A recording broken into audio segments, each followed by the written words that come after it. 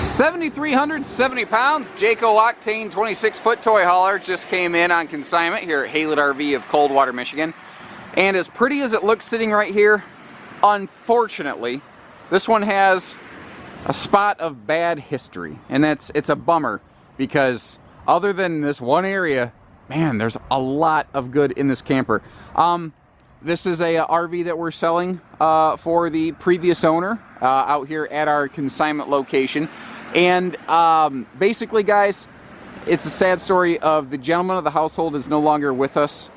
The lady of the household was not able to take care of the RV, and because of the memories that it had associated with it, she was not willing to let it go right away. And God, I hope my wife is never in that position, but neither here nor there. Unfortunately, during that time, it fell into a little state of disrepair. I'm going to show you exactly what I mean by that so that you know what you're getting, because the story of this RV, sad as it may be, at the end of the day, someone's going to purchase this and you deserve to know what and why you're spending a bunch of money, regardless of, you know, the previous emotional ownership of the camper. And I don't mean to sound like a cold-hearted son of a gun, but you know, we have to kind of be on both sides of that line here at Haylett RV, taking care of someone who, you know, has a significant loss in their life, and also taking care of someone who's going to be making a new addition of an RV into their life. And I have to take care of both parties. And I'm not going to dress it up at all. I'm going to tell you exactly how it is. You know, there is, like I said, there's water damage in this camper. I'm going to show you where it is inside, but I want to show you where it came from first. One of the first things I noticed is that you can see how this little bar is a little bit jihad, which is a scientific term, but basically it means this trailer bumped something, probably a low-hanging tree branch if I had to guess. That's the most likely culprit. I don't know that for sure though. Obviously the roof could use a cleaning, but that's neither here nor there. The side here was coated with some kind of, like you can see there's a couple little patches, and then they put some kind of silvery duct tapey thing on it. I'm really not sure what this material is, but it looks like after a couple years out in the sun it had begun to peel. I can't tell at the time of this filming if the camper is currently watertight. Now we do have a Seal Tech machine where we can check things like that, but you can see some remnants of snow on the ground. Until very recently, everything was froze over pretty good, so that the you know, the results that we would have from that would be a little more inconclusive. It would be much easier to test that now.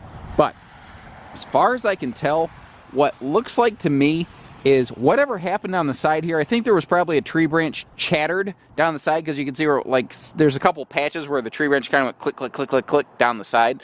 But I think this at the base is where water had gotten through to the interior wall that we're about to go look at. And I'm not entirely convinced that it isn't potentially still leaking right now.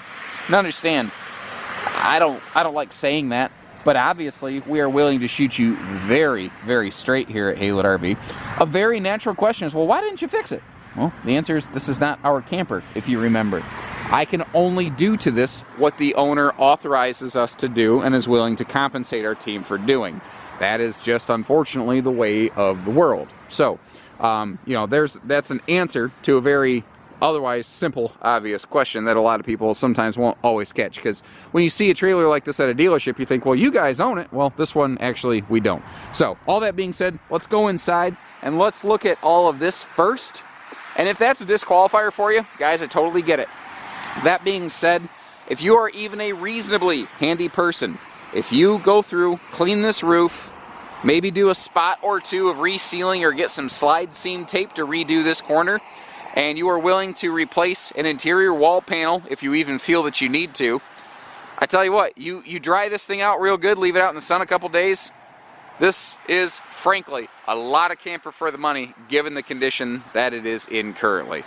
So if we get inside the camper, the area affected by that water penetration is up here in the bed-bath transition area. Now, when it first came in, the owner has been very upfront about the fact that it might have a leak or it had a leak, and here's where you should look for it.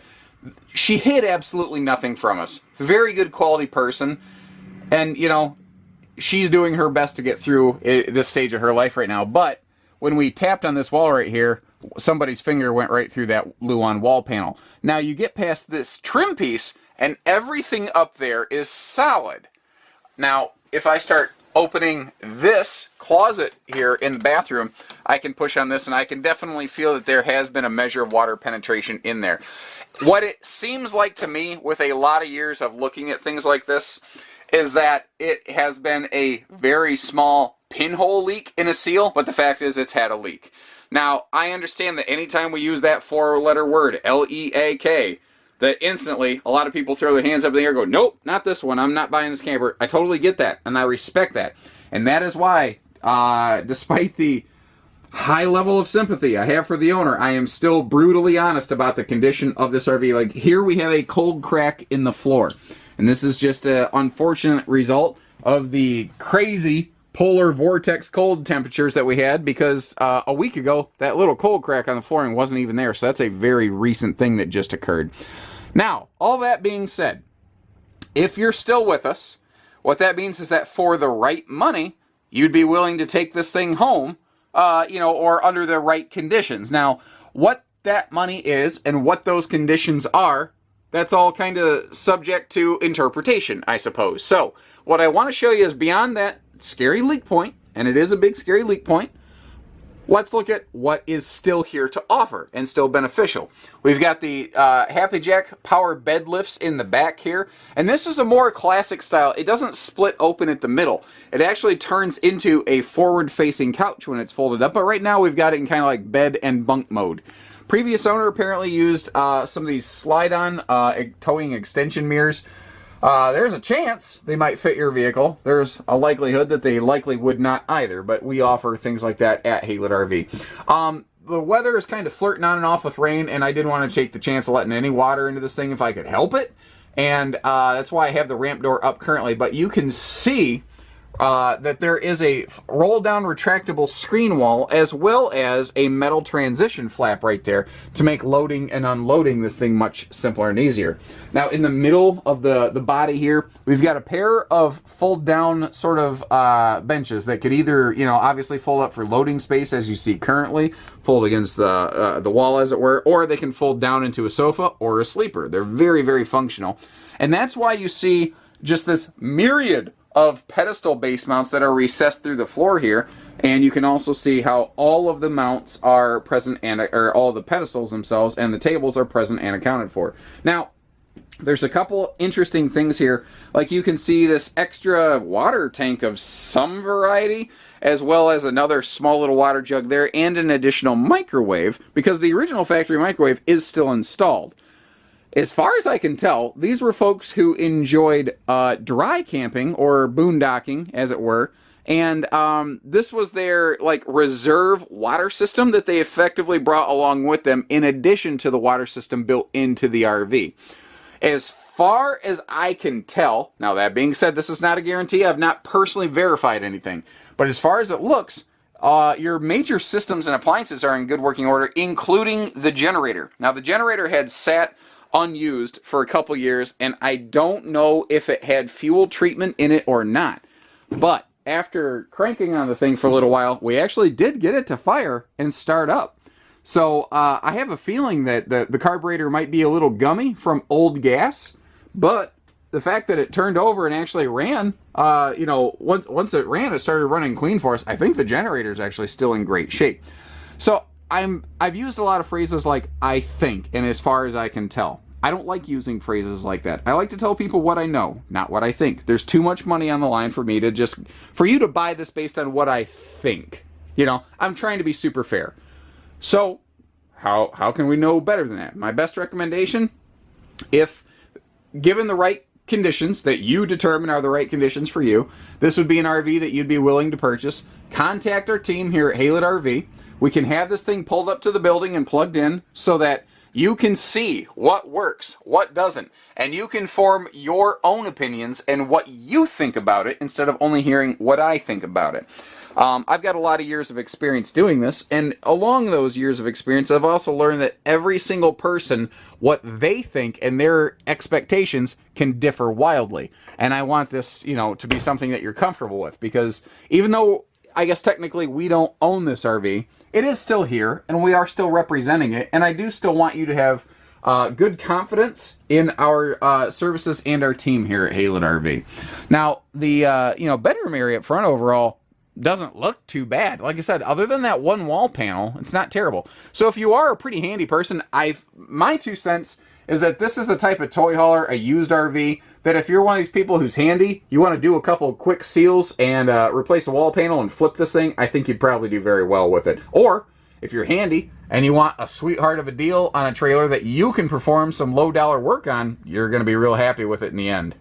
Now, as you saw up on the roof, this had been stored outside for a couple years, and it obviously shows it. We did go through, and kind of as a courtesy, we did a quick exterior power wash from the ground level on this thing, just so that you could see, I think, what it could be. Because, guys, again, it's not all bad. There's so much good here. This is a 102-inch wide body. You can see that ladder on the front for easy roof access, power tongue jack.